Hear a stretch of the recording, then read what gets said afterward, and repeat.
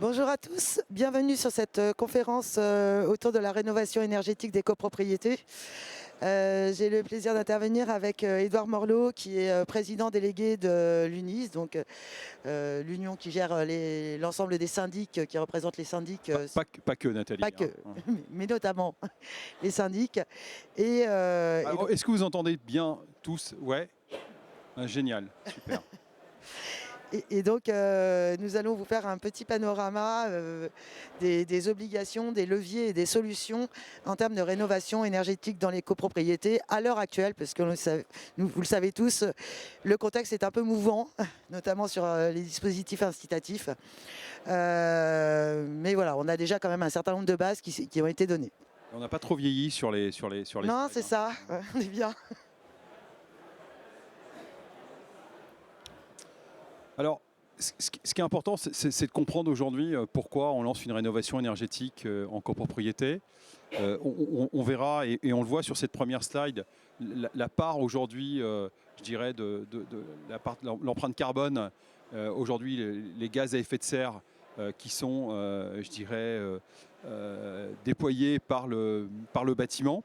Vous voyez qu'on parle de 15, 20, on parle de 30% aujourd'hui des bâtiments qui créent des gaz à effet de serre. Et donc c'est un vrai sujet aujourd'hui pour neutraliser ces gaz et arriver à une neutralité carbone. Alors vous verrez, il y a une échéance 2030 et la neutralité carbone en 2050 qui sont deux sujets importants. Et on a une consommation finale énergétique. Donc en térawattheure, c'est ça, on parle, hein, donc de 45%, donc c'est énorme, c'est quasiment la moitié de consommation. Donc il faut vraiment qu'on travaille sur aujourd'hui cette rénovation énergétique et réduire aujourd'hui la partie donc isolation de nos bâtiments. Alors on parle de l'habitation, on parle de l'immeuble tertiaire, on parle de l'ensemble aujourd'hui des bâtiments. Donc effectivement, ces valeurs sont valables pour l'ensemble des bâtiments résidentiels et tertiaires. Mais on le voit, premier consommateur en France, le bâtiment, premier consommateur d'énergie et deuxième émetteur, je dirais, de CO2 derrière le transport quand on regarde en émissions globales. Ça avance un peu là, j'ai l'impression qu'il y a des personnes qui vont se connecter. Allez-y, asseyez-vous rapidement, qu'on puisse continuer. Merci de votre présence. Donc on a un objectif donc, de neutralité carbone en 2050, comme le disait Édouard. Neutralité carbone sur l'ensemble de la France et l'ensemble des secteurs, mais très marqué forcément dans le bâtiment. Mais cela nécessite une forte accélération d'ici 2030, puisqu'on a pris du retard. Sur cette décarbonation et sur cette efficacité énergétique. Donc vous voyez, les nouvelles trajectoires sont beaucoup plus fortes. En gros, ce qu'il faut avoir en tête sur le bâtiment, c'est que tout ce qui a été fait en décarbonation sur les 30 dernières années, il va falloir faire la même chose sur les 4 prochaines années pour tenir les objectifs qui sont fixés à la fois par la Commission européenne et par les nouveaux textes de loi. C'est très ambitieux. Hein, c'est très ambitieux. Limite les bouchées doubles, comme on dit, hein, pour y arriver. Voilà, donc pour arriver à cette neutralité carbone, en fait, il y a deux choses. Il faut, travailler sur l'efficacité énergétique globalement du bâtiment, avec une réduction de l'ordre de 45% de la consommation au global à l'horizon 2050 et 30% dès 2030. Et réduire les émissions de gaz à effet de serre. Et ça, c'est principalement par le changement des énergies, en sortant toutes les énergies fossiles des bâtiments. Alors, je pense que c'est important ce que tu dis, Nathalie, parce qu'on sait que l'électricité est quand même décarbonée aujourd'hui. Entre 95 et 98% en France, selon les années. Et c'est important. Donc, il faut que l'ELEC, aujourd'hui, prenne un pas important. Et on parlera peut-être d'hybridation, je dirais, parce qu'on ne pourra pas mettre que l'ELEC partout. On ne pourra pas mettre que du gaz partout. Par contre, il faut sortir du fuel pour avoir certainement une mixité aujourd'hui énergétique. Alors, il faut sortir du charbon, du fioul. Il y a encore quelques installations charbon en copropriété notamment, mais il faut sortir du charbon, du fioul. Ça, les décrets sont déjà parus et les dates de fin sont déjà parues. Mais il faut sortir aussi du gaz Et donc ça va se faire peut-être de manière un petit peu plus progressive, notamment à travers l'hybridation. Mais il faut aussi, à l'horizon 2050, il y aura très peu de biogaz disponible pour le bâtiment. C'est-à-dire que les projections actuelles de production de biogaz montrent que les quantités disponibles seront principalement utilisées, fléchées vers le transport lourd, les industries et un peu l'agriculture. Et donc, il restera très peu de térawattheures disponibles pour le bâtiment. C'est important d'avoir ça en tête dans vos choix énergétiques de demain. Alors que c'est important quand même quelque part d'avoir aussi une partie de gaz. Alors tu vois, tu es EDF, donc finalement tu vas pas... même si tu... Je rappelle que EDF vend du gaz. Pardon. Mais je pense qu'il faut travailler sur cette mixité. Et aujourd'hui, on récupère les déchets alimentaires pour créer aujourd'hui du biogaz. Et je pense qu'il faut monter encore en compétences pour vraiment vivre ce mix énergétique pour permettre vraiment d'avoir une décarbonation aujourd'hui de nos énergies. Tout à fait. Cela dit, la SNBC fixe les usages, le fléchage de chaque énergie vers quel usage pour tenir les ambitions. Vous le savez, qui est en copropriété? Qui est copropriétaire dans la salle? C'est intéressant. Ah ouais, donc vous êtes quand même nombreux. Vous savez qu'il y a des obligations. Il y a la loi climat et résilience qui ne vous a pas échappé, d'août 2021, qui oblige aujourd'hui les copropriétés à rénover aujourd'hui leur parc immobilier avec des obligations donc, qui étaient réglementaires. En fonction du nombre de lots, vous deviez fixer votre plan pluriannuel de travaux, le fameux PPT, ou le projet de plan pluriannuel de travaux avec un DPE collectif. On rappelle que l'interdiction louée existe aujourd'hui pour les propriétaires bailleurs et pour les propriétaires occupants, il y a une notion d'économie et une notion de confort qui est importante. Donc, vous avez, on rappelle en copropriété, donc on rappelle les trois, je dirais que la réglementation de la loi climat et résilience. Donc, c'est-à-dire que les trois échéances aujourd'hui, au départ, on était sur les immeubles de 200 lots principaux. On parle de lots principaux. Aujourd'hui, les habitations, les locaux professionnels et les locaux commerciaux. Vous aviez donc les 50-100 lots en 2025 et au 1er janvier 2026, donc depuis un mois, toutes les copropriétés, donc une petite copropriété de moins de 10 lots, est concernée par faire ce plan pluriannuel de travaux. Et son DPE collectif surtout. Avec le DPE collectif. Alors, j'aime bien raconter cette petite histoire, mais quand la loi est sortie en 2021, pour ceux qui sont peut-être dans un conseil syndical, on avait l'obligation de faire le DPE, qui était la première échéance, si vous regardez bien. Alors, ils ont modifié, mais on devait faire le DPE sans faire son plan pluriannuel de travaux. Enfin, comment on peut aujourd'hui envisager d'avoir une étiquette énergétique sans savoir ce qu'on va mettre dedans, quoi. Donc, malheureusement, le législateur a dit, en gros, débrouillez-vous. Le texte est sorti dans la nuit. Ils ont dit, vous n'avez qu'à tout faire ensemble. Donc, les auditeurs se sont adaptés pour justement permettre de faire les deux en même temps et d'avoir un plan pluriannuel de travaux avec un DPE connecté et d'avoir qu'une seule offre aujourd'hui en copropriété quand on fait voter en Assemblée Générale ces travaux depuis 3 ans.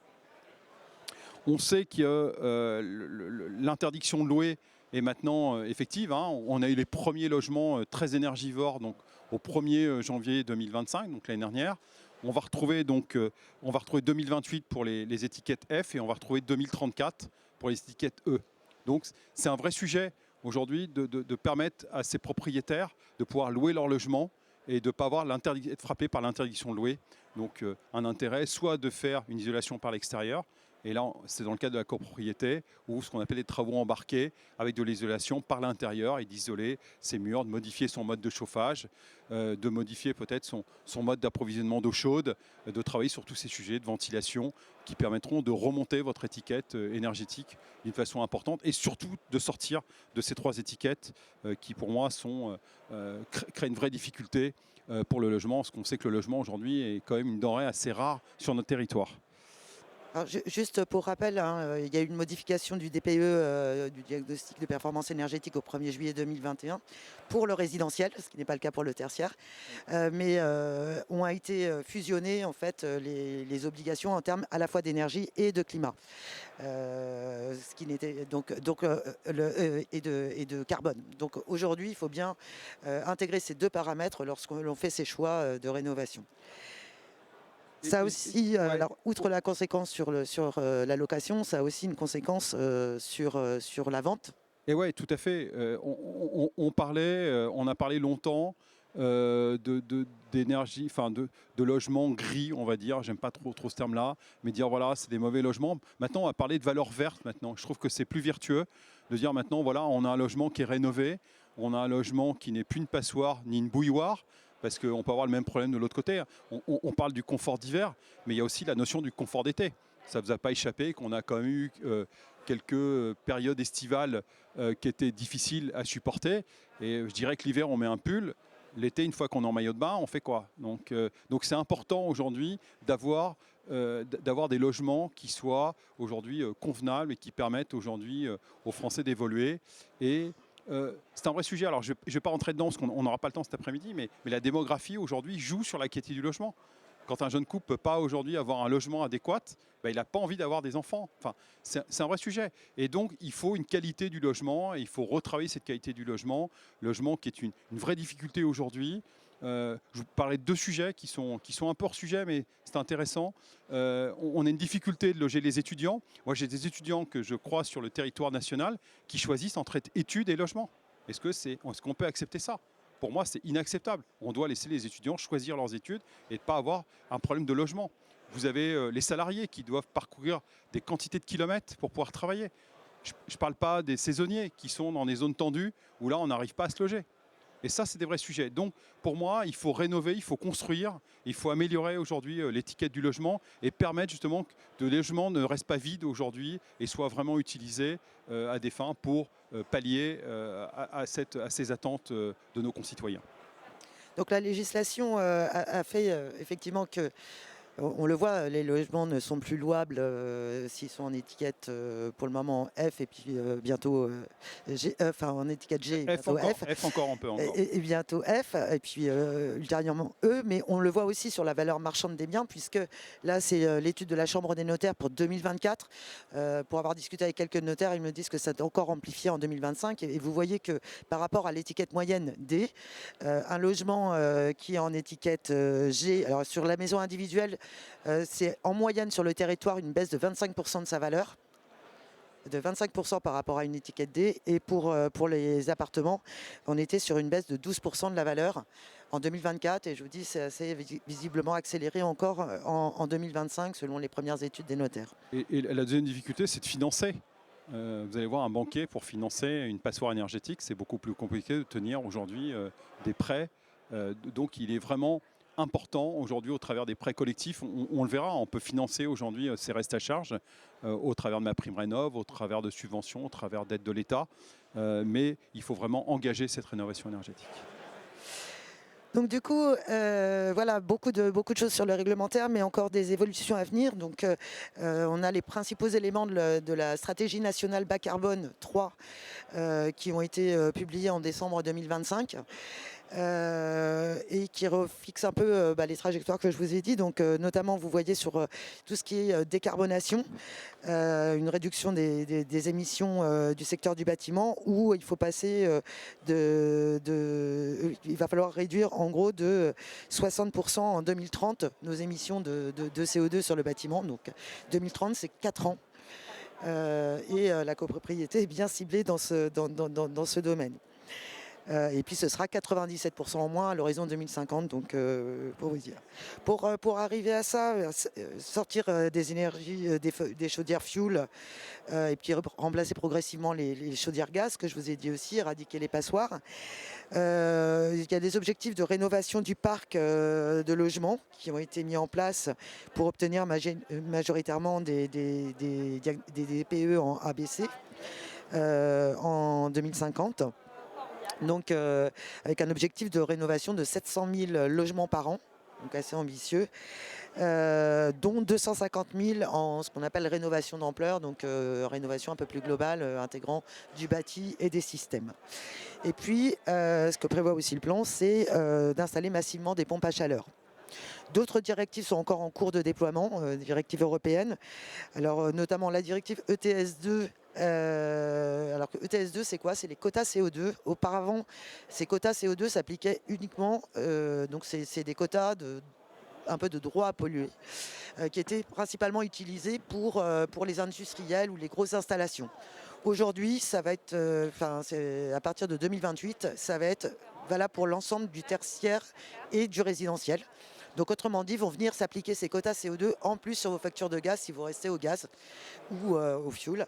Donc c'est des quotas supplémentaires, c'est un complément de facturation qui pourra, selon le coût de la tonne de CO2, valoir entre 5 et 20 euros de plus du mégawattheure gaz. Donc ça va augmenter fortement la facture.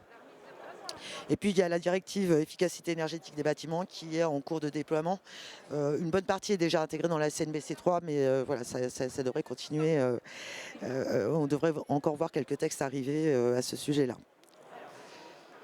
Alors en parallèle, il y a un certain nombre de dispositifs Ce qu'on incitatifs. vous disait, c'est qu'on peut financer aujourd'hui la rénovation énergétique et ça concerne tout le monde.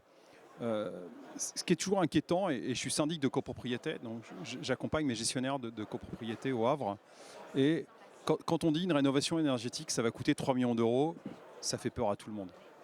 Franchement, quand on dit 3 millions, ça ne me concerne pas, c'est pas pour moi. Par contre, une fois qu'on a décortiqué, on a fait l'enquête sociale et qu'on a vu chaque résident, donc chaque copropriétaire occupant ou bailleur, ainsi que des locataires qui peuvent obtenir aussi des aides, du coup vous avez des quotes-parts. Les quotes-parts sont très faibles et on peut parler de quelques centaines d'euros par mois. Et là, c'est plus la même histoire. Parce qu'on dit finalement, pour 100 ou 150 euros ou 200 euros, c'est plus une quote-part à 30 000 euros. Parce qu'elle est décortiquée, parce qu'on peut trouver du financement, on peut trouver des prêts collectifs, et on a MaPrimeRénov', on a les certificats d'économie d'énergie, on a toutes les aides à la rénovation. Et vous savez, moi j'ai le cas de plusieurs, parce que sur le Havre, on est sur un parc ancien, on a beaucoup de retraités sur le centre-ville, et qui me disent, attendez, moi j'ai une petite retraite, et aujourd'hui c'est pas pour moi. Si, parce que l'étude sociale va permettre de déterminer qu'avec une retraite, moi j'ai une copropriétaire, elle a eu 21 aides différentes. Ce qui fait que son reste à charge était de 10% en gros du montant des travaux. Alors qu'au départ, elle avait 100%, donc ça veut dire que 90% étaient pris en charge. Je peux vous dire que c'est rassurant, et on parlait d'une centaine d'euros par mois pendant 8 ans. C'est pas la même histoire, parce que c'était subventionné par le reste. Et ça, je pense que c'est important, et les acteurs, les AMO financiers ont un rôle, pour moi, important à jouer pour rassurer aujourd'hui des copropriétaires qui voudraient engager leur rénovation énergétique et qui ont peur qu'on va parler de millions d'euros. Alors, là aussi, un certain nombre d'aides ont été limitées sur les solutions justement décarbonées. C'est le cas par exemple de la TVA à taux réduit. On parle du TVA à 5,5. Voilà, on peut parler de TVA à 5,5 donc au lieu de 20, donc ce qui réduit fortement quand même votre investissement. Et donc ce n'est plus que sur les solutions ou les systèmes énergétiques décarbonés. Ça a été supprimé sur tout ce qui était au gaz par exemple ou au fioul. Et vous avez le levier qui reste pour moi important aujourd'hui et qui ne va pas être sanctuarisé dans le temps, parce qu'on parle de MaPrimeRénov', on a vu les stop and go en 2025, on arrête, on repart, on fait de la rénovation globale, on refait du monogeste. Ça a été quand même désastreux, cette communication qu'avait Eric Lombard, le ministre du logement, de l'économie à l'époque, et Valérie Létard qui portaient le projet, et ils étaient à contre-courant l'un et l'autre pour expliquer aujourd'hui à nos concitoyens que voilà, il y avait la rénovation, mais il y a eu des fraudes, donc on arrête, on démarre peut-être au mois de septembre. Et ça, c'est désastreux. Là, c'est reparti. Le budget a été voté pour ceux qui suivent un peu ce qui s'est passé donc avec le 49.3. Et du coup, le guichet MaPrimeRénov' a réouvert cette année avec le même montant de dotation, c'est-à-dire 4 milliards, qui doit être 4 milliards 2, je crois, MaPrimeRénov' de mémoire.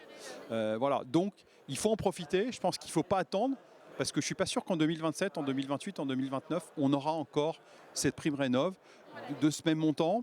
Moi, je pense que, voilà, je ne suis pas dans les tuyaux, mais quand on parle avec les députés, ce qu'ils nous disent, c'est que demain, on va aider plutôt les foyers défavorisés, plutôt que les foyers qui peuvent aujourd'hui faire. On ne parlera pas de rénovation, on ne parlera pas de performance énergétique, mais plutôt de revenus.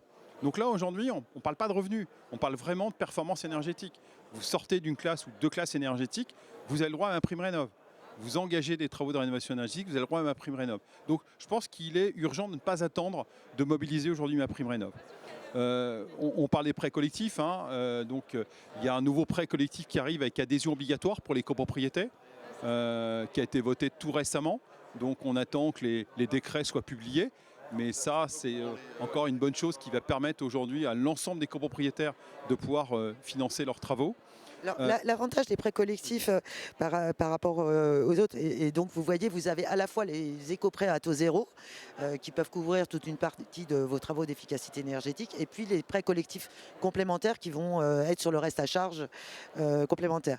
L'avantage qu'il faut retenir de ces solutions-là, c'est que ça permet d'être ouvert à tous les copropriétaires, sans limite d'âge, sans limite de revenus.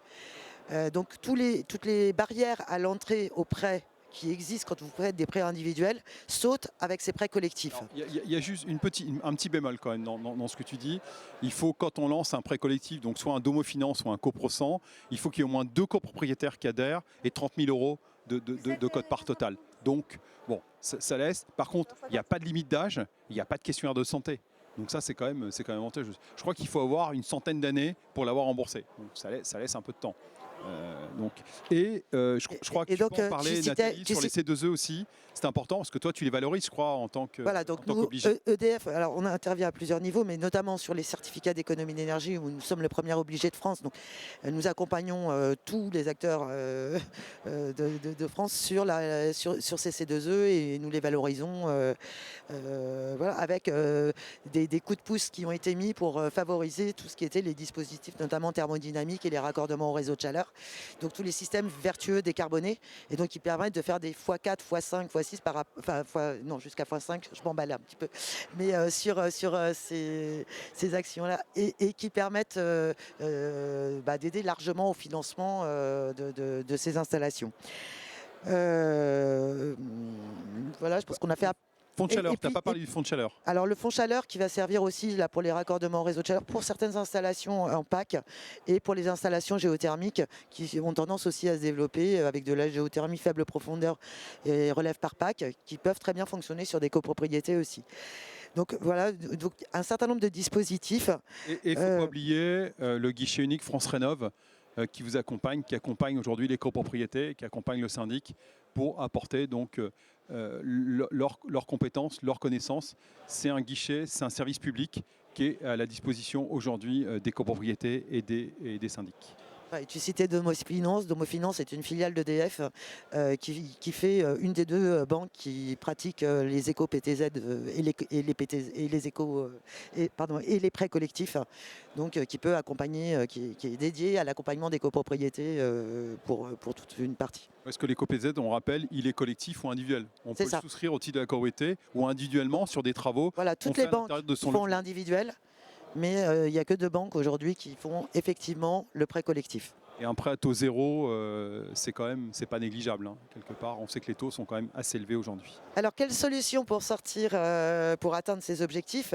Des études récentes de RTE ont évalué quelles étaient les solutions. On le voit, la grande majorité des solutions pour atteindre ces objectifs de décarbonation, c'est 70%, c'est la sortie des énergies fossiles, c'est le changement d'énergie.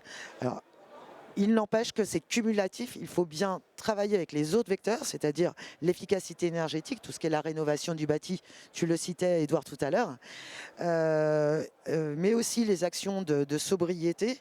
Et puis, j'en parlerai de la sobriété, il y a un truc qui me plaît bien dans la sobriété. Et toutes les autres actions, y compris l'intégration de biogaz dans un premier temps, avant de passer sur des solutions totalement électriques. Sur la sobriété, c'est vrai qu'on se dit, bon, on a un bâtiment qui est rénové, et on peut laisser tout ouvert, finalement c'est bien, ça consomme peu, mais non, il faut changer ses habitudes de consommation. Et il y avait une étude que j'avais trouvée assez extraordinaire, qui concernait les bailleurs sociaux, il n'y en a peut-être pas dans la salle, avec un opérateur qui s'appelle Solia, qui est un opérateur public que vous connaissez, vous avez dû en entendre parler, qui pour moi expliquait quand on rénovait un bâtiment plutôt public, des bailleurs sociaux, l'éducation se faisait par les enfants. C'est-à-dire qu'on formait les enfants qui formaient les parents. Parce que l'inverse, ça ne marche pas. Alors que si l'enfant dit à ses parents « Attends, tu ne laisses pas l'eau, tu ne laisses pas la lumière allumée, là. » Et c'était extraordinaire parce que c'est les enfants qui éduquaient les parents. Quoi. Et j'ai trouvé que cette façon de faire qu'avait fait Solia sur les bailleurs sociaux avait très bien fonctionné. Et visiblement, les parents étaient vraiment à l'écoute des enfants. L'inverse, vous êtes parents dans la salle, compliqué de faire passer des messages quand c'est vous qui décidez et vous dites non mais tu causes toujours, tu m'intéresses. Alors que quand les enfants prennent le sujet et sont sensibles à ce texte, c'est plus facile à faire passer. Et je trouvais que ça avait du sens et ça fonctionnait et on a vu des effets. EDF l'a qui étaient fait plutôt très aussi bons. à travers mon appart éco-malin où il passait dans les écoles et dans les résidences sociales pour justement former les enfants sur ces éco-gestes. Et on parraine aussi à travers un programme C2E qui s'appelle Cube Logement, et c'est le championnat des économies d'énergie où on peut faire rentrer toutes les copropriétés. Enfin, et l'objectif, c'est de faire rentrer, on a un représentant du championnat dans la salle, faire rentrer un maximum de copropriétés pour justement inciter à...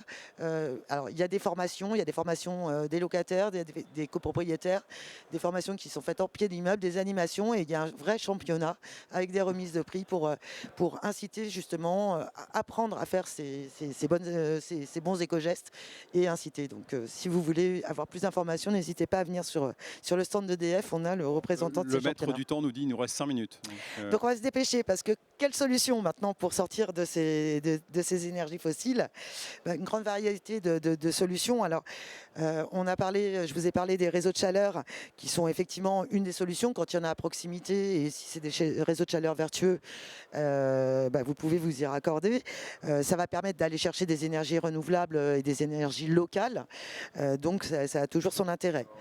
Quand on ne peut pas faire ça, effectivement, il peut y avoir un peu l'autoconsommation individuelle ou collective, mais on le voit, ça reste très limité parce qu'il faut que ce soit très bien dimensionné et sans apporter trop de poids carbone. Voilà, chaudière bois, c'est de plus en plus limité, on le voit dans les différentes politiques, parce que le bois, faut pas en avoir il y en a déjà une utilisation pour le bâtiment. Si en plus on multiplie l'utilisation pour le chauffage, ça devient, l'objectif n'est pas d'éradiquer nos puits carbone, donc de supprimer les forêts non plus. Et donc il faut maîtriser son usage.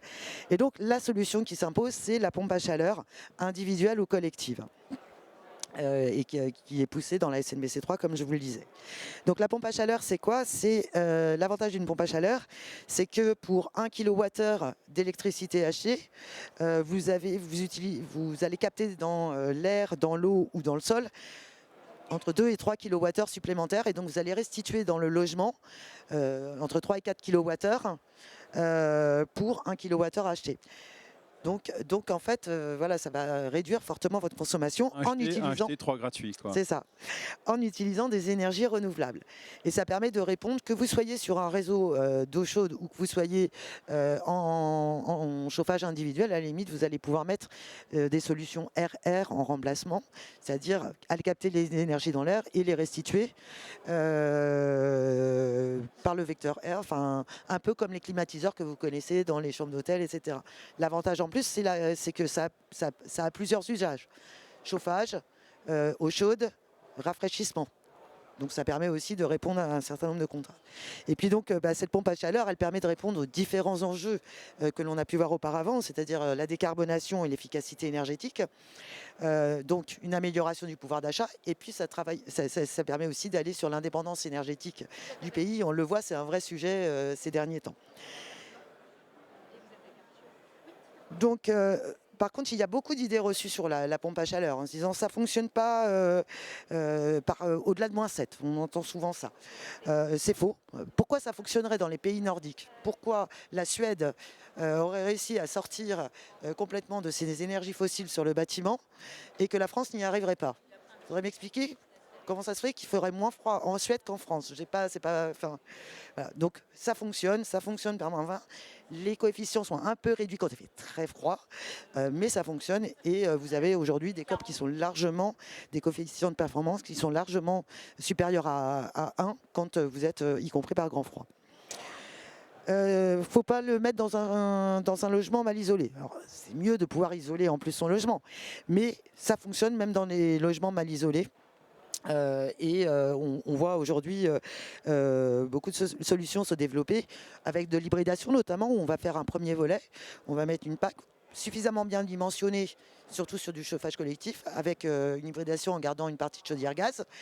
Et puis quand on fera la rénovation du bâtiment, l'isolation de l'enveloppe, finalement on pourra supprimer la chaudière gaz et ne laisser que la PAC, ou reproduire qu'avec une installation PAC. Et Reste une minute, Nathalie, il va falloir que tu fasses rapide. sur la question bruit, en fait, il y a eu de forts travaux et de forts efforts faits par l'ensemble des constructeurs. Et donc aujourd'hui, on est sur des réductions très importantes du bruit sur les packs, avec des gains de plus de 10 dB en moins de 5 ans. Il y a une diversité de solutions, donc effectivement, je ne vais pas vous dire dans la copropriété, il y a une seule solution. Non, selon si vous partez de chauffage individuel, de chauffage collectif, voilà, il y a une diversité de solutions.